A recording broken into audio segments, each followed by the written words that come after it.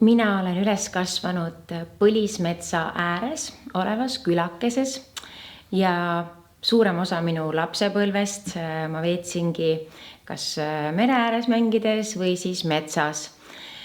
Metsas olid meil erinevad onnid, mida suuremaks me kasvasime, seda ägedamaks läksid onnid. Suurtel poistel juba tekkisid sellised oskused ehitada kahekorruselisi onne ja ma olin alati teadnud, et ükskõik mis maailmas on, ma kasvasin üles nii-öelda Vene ajal, siis metsa saab alati minna peitu. Mets annab varju ja kui täitsa halvasti on, et küll sealt leiab midagi söödavatki. Kui mul endal laps sündis, siis ma tahtsin nii väga, et ka temal oleks see metsaga selline hea ja turvaline side nagu minul. Ja ma meelega võtsin ta kaasa juba väga väikesest peale metsa ja jalutasime nii-öelda sisse tallatud rajalt kõrvale meelega ja otsisime väljapääsu looduse märkide järgi. Ja ma kujutasin ette, et kui ta kunagi suur on ja peaks eksima kuskile metsa, et siis tal ei teki paanikat, vaid ta kuidagi nagu tunnetab ümbrust, tunnetab loodust ja oskab sealt välja tulla.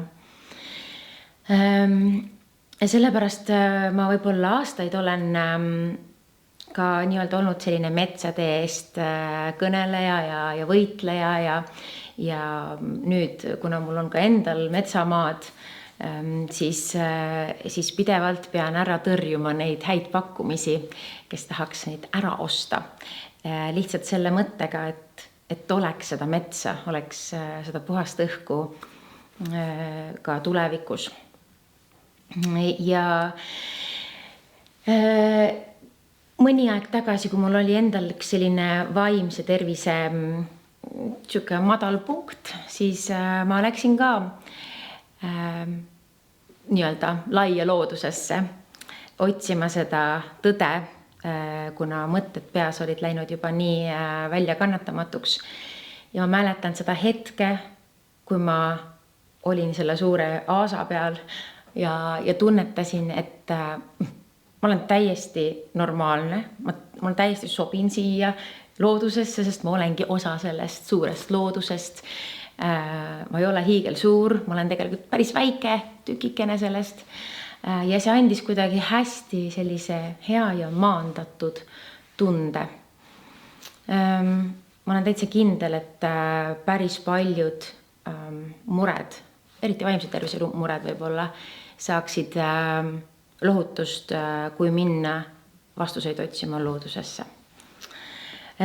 Ja nüüd vahepeal ma tõesti ei ole olnud selline suur võitleja ja barrikaadidele mineja metsade eest, sest ma väsisin ära, mu empaatia selline karikas sai täis vahepeal.